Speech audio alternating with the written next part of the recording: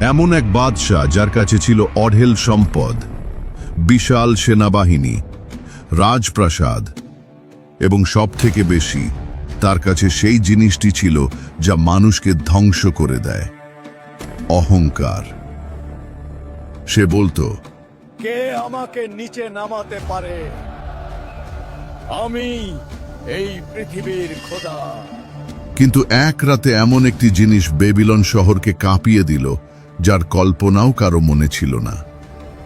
না তলোয়ারের আঘাত, না তীরের আক্রমণ, না কোনো বড় সেনাবাহিনীর শক্তি, মাত্র এমন এক সৃষ্টি যা চোখেও দেখা যায় না, যার সামনে নমরুদের লাখো সেনা সব অসহায় হয়ে পড়ল। আর শেষ পর্যন্ত তাদের মাটিতে মিশিয়ে দিয়ে ধ্বংস করে দেওয়া হলো। প্রাচীন ইরাক অর্থাৎ বাবিল বা বেবিলনের জমির কাছে এমন এক রাজত্ব যেখানে শুধু একজনের আওয়াজের হুকুম চলত, নমরুদ। কোরআন কারিমে এই বাদশার কোনো ব্যক্তিগত নাম পাওয়া যায় না, কিন্তু তাফসির ইবনে কাসির এবং কিছু রেওয়ায়েত অনুযায়ী এই বাদশা ছিল নমরুদ, যে সেই জামানার অত্যন্ত শক্তিশালী এবং অহংকারী শাসক ছিল। মানুষ তার পায়ের শব্দে কেঁপে উঠত, তার প্রাসাদের ছায়ায় শহর দাঁড়িয়েছিল, আর মানবতা নিজের ঘাড় তার অহংকারের সামনে ঝুঁকিয়ে দিয়েছিল। নমরুদ বলতো, রিজিক আমি দিই, জীবন আমি দিই, মৃত্যু আমার হুকুমে হয়। সে শুধু বাদশাহী ছিল না, সে নিজেকে খোদা দাবি করত। একদিন নমরুদের কাছে এক জ্যোতিষী আসলো এবং সে জানালো, এমন এক শিশু জন্ম নিতে চলেছে যে তোমার রাজত্ব এবং তোমার খোদা হওয়ার দাবিকে চুরমার করে দেবে। নমরুদের চেহারা সোনালী মহলের ভেতরেও ফ্যাকাশে হয়ে গেল। সে হুকুম দিল, এখন থেকে কোনো মা যেন সন্তান জন্ম না দেয়, সব শিশুকে যেন হত্যা করে দেওয়া হয়। গলিতে গলিতে ফরিয়াদ উঠল, মায়েদের চোখ থেকে জল ঝরতে লাগলো এবং জুনুমের পদচিহ্ন রক্তে ডুবে গেল। কিন্তু যাকে আল্লাহ বাঁচাতে চান, তিনি দুনিয়ার সমস্ত দরজা বন্ধ করে দিয়ে নিজের একটি বিশেষ দরজা খুলে দেন। হযরত ইব্রাহিম আলাইহিসসালামের মা একটি পাহাড়ি গুহায় আশ্রয় নিলেন। চারদিকে গভীর নিস্তব্ধতা। তারপর হঠাৎ এক নূর, এমন এক আলো যা নিস্তব্ধতাকে নিজের ঢেউয়ে জড়িয়ে ছড়িয়ে পড়ল, এবং হযরত ইব্রাহিম আলাইহিসসালামের জন্ম হল। তার বেড়ে ওঠা চুপচাপ গুহার অন্ধকারে হতে থাকল। যে সময় বাইরে জুলুমের অন্ধকার পুরো পরিবেশকে গ্রাস করছিল, ভেতরে আল্লাহ এক আলো প্রস্তুত করছিলেন যা আগামী যুগের ভাগ্য বদলে দিতে চলেছিল। গুহা থেকে বের হতেই ইব্রাহিম আলাইহিসসালাম তার আশেপাশের দুনিয়া দেখলেন। তারা, চাঁদ, সূর্য সব এক নিয়মে চলছে। এখান থেকেই তার সফর শুরু হলো। কোরআন অনুযায়ী ইব্রাহিম আলাইহিসসালামের পিতার নাম ছিল আজর। তিনি মূর্তি তৈরির এক বিখ্যাত কারখানার প্রধান ছিলেন, এবং ইব্রাহিম আলাইহিসসালামের বেড়ে ওঠা ছোটবেলা থেকেই সেই মূর্তি পূজারী ঘরে হয়েছিল। হযরত ইব্রাহিম আলাইহিসসালাম সব কিছু খুব মনোযোগ দিয়ে দেখতেন। তার মুখে একটাই প্রশ্ন থাকত, সত্য কি? কে আমার ভেতরে এই চিন্তা তৈরি করছে? এই প্রশ্নই তাকে মহান করতে চলেছিল। সেই জাতির লোকেরা তারাদের সিজদা করত, চাঁদকে খোদা মানত, সূর্যের সামনে মাথা নত করত, কিন্তু তারপর সব গায়েব হয়ে যেত।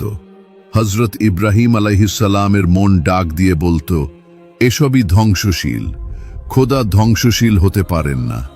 যখন লোকেরা রাস্তা দিয়ে যেত, মূর্তিদের সিজদা করত, দোয়া চাইত, ইব্রাহিম আলাইহিসসালাম চুপ করে দাঁড়িয়ে তাদের দেখতে থাকতেন।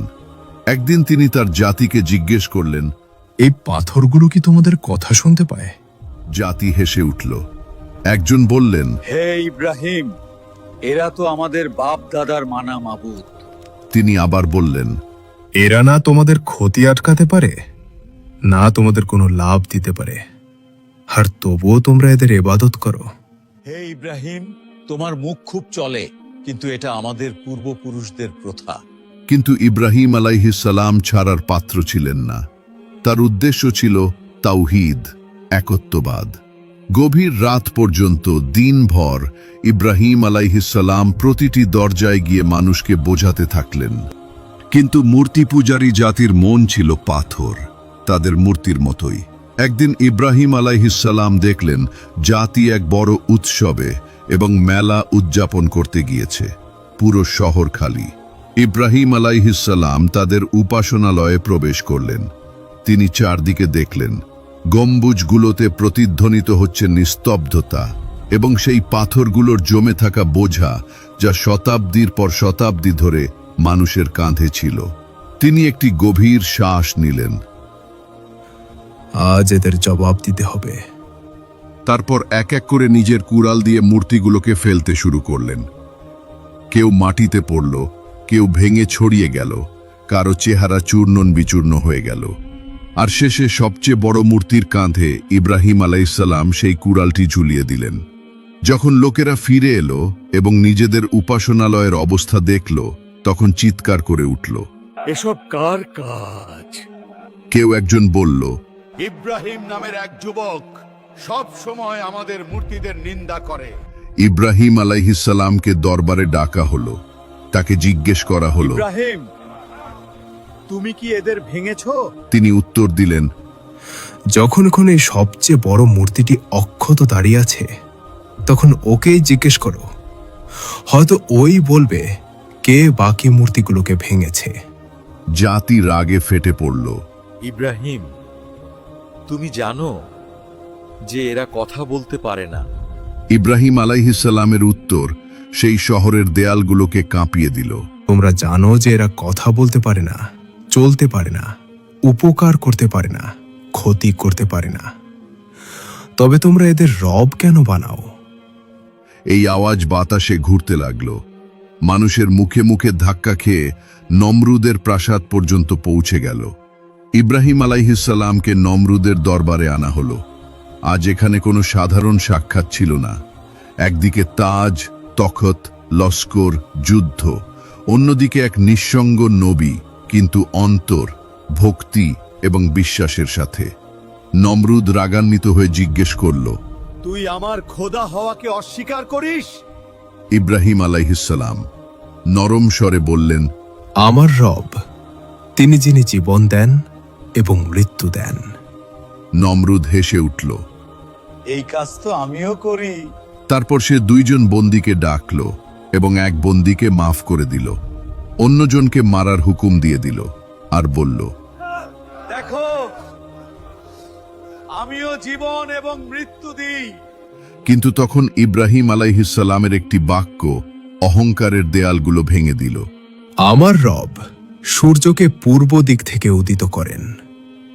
যদি তুমি খোদা হও, তবে একে পশ্চিম দিক থেকে উদিত করো। দরবার জমে গেল। বাতাস পর্যন্ত থেমে গেল। চোখগুলো বড় হয়ে গেল। কোরআন বলে, কাফের বা অবিশ্বাসী হতভম্ব হয়ে গেল। নমরুদের অহংকার প্রথমবারের মতো কেঁপে উঠল। সত্য সবসময় দুটি রাস্তা দেয়, হয় নত হও অথবা জ্বালিয়ে দাও। নমরুদ জ্বালিয়ে দেওয়ার পথ বেছে নিল। সে হুকুম দিল, সবচেয়ে বড় আগুন জ্বালাও, যা এই জমিন কখনো দেখেনি। কাঠ জমা করা হলো, এতটাই যে পাহাড় হয়ে গেল, এবং আগুনের শিখা আকাশ ছুঁতে লাগল। আগুনের তাপ এতটাই বেড়ে গেল যে পাখিরাও সেই জায়গার উপর দিয়ে উঠতে পারছিল না। তারপর এক মানজানিক ক্যাপল্ট তৈরি করা হলো, যা পাথর এবং আগুনের গোল্লা দূর পর্যন্ত নিক্ষেপ করত।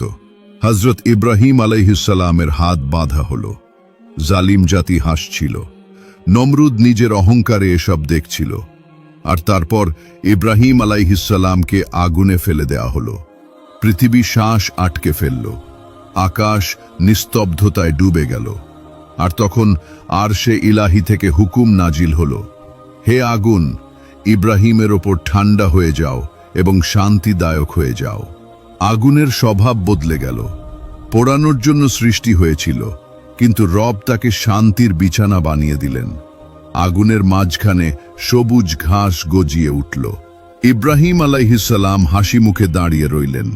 কাপড় অক্ষত, শরীর সুস্থ, আধ্যাত্মিক নূর তার চেহারায় চমকাচ্ছিল। জালিম জাতির চোখ কপালে উঠল, অহংকারের দেয়াল ভেঙে পড়ল। ইব্রাহিম আলাইহিসসালাম জীবিত বের হলেন, কিন্তু নমরুদ ভেতর থেকে মরে গেল।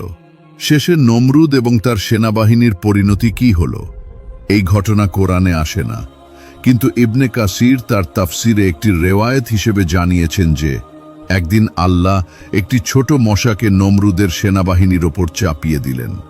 এক রাতে আকাশ থেকে ধুলো উঠতে থাকে। প্রথমে একটি মশা, তারপর দুটি, তারপর লাখো।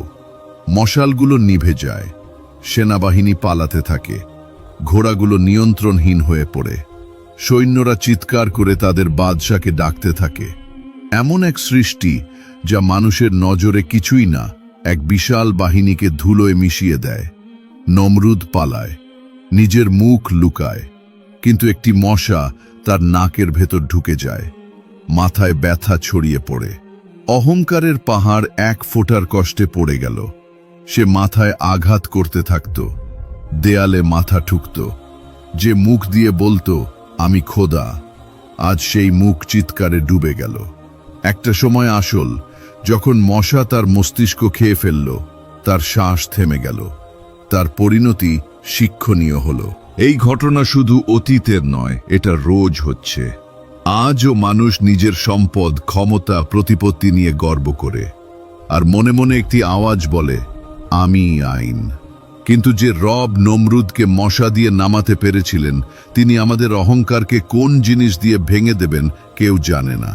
নিজের মনকে প্রশ্ন করো, আমার ভেতরেও কি ছোট এক নমরুদ লুকিয়ে আছে? যদি থাকে, তবে তাওহীদের আলো জ্বালিয়ে দাও এবং আল্লাহর কাছে তওবা করো।